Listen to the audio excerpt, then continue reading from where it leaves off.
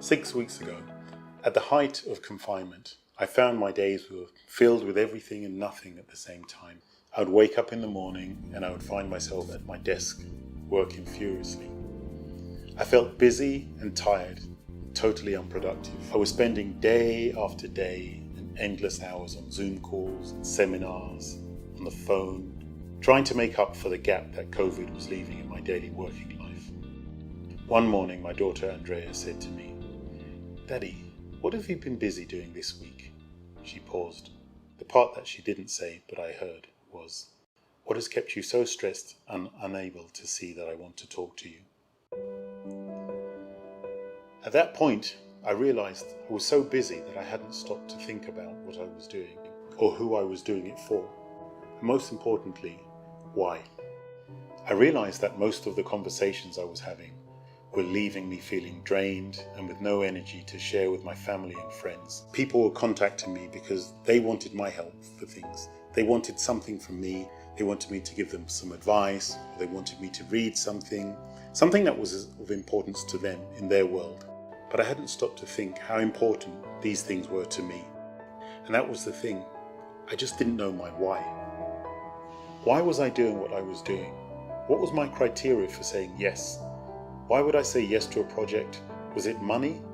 For sure it wasn't. Was it fun? Maybe. Was it a learning opportunity? Perhaps. But that criteria alone could not be the reason for me saying yes and rendering me totally useless and tired at the end of the day. I decided to take some time out and figure out my elusive why. Simon Sinek talks about the why in his famous TED Talk. The what we do is important, the how we do it is just as important. But that elusive why, that doesn't get much attention.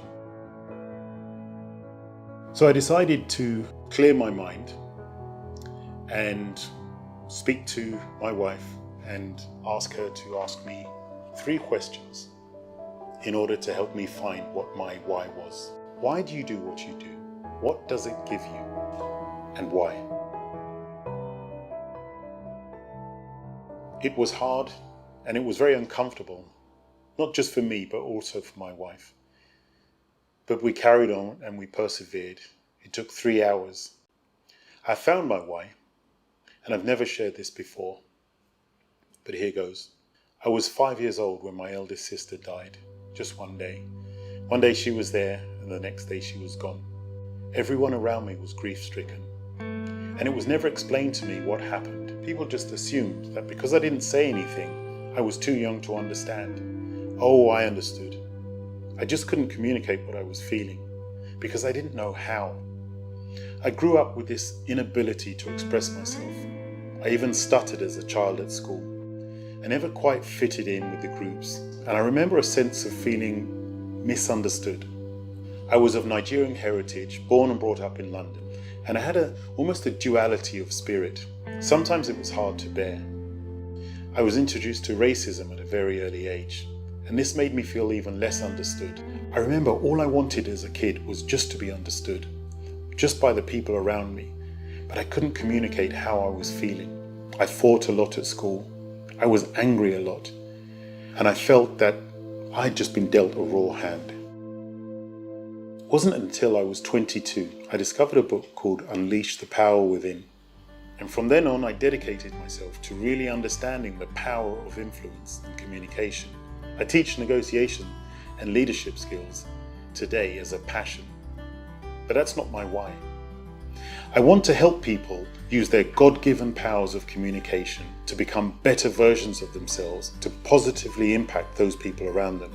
That's still not my why. Why? Because every time I help somebody, I feel like I'm giving that 5-year-old boy who couldn't express himself a second chance. So I will never give up on my journey to show people the power of communication. Not because it's what I love to do, not just because it's a passion, it's just who I am.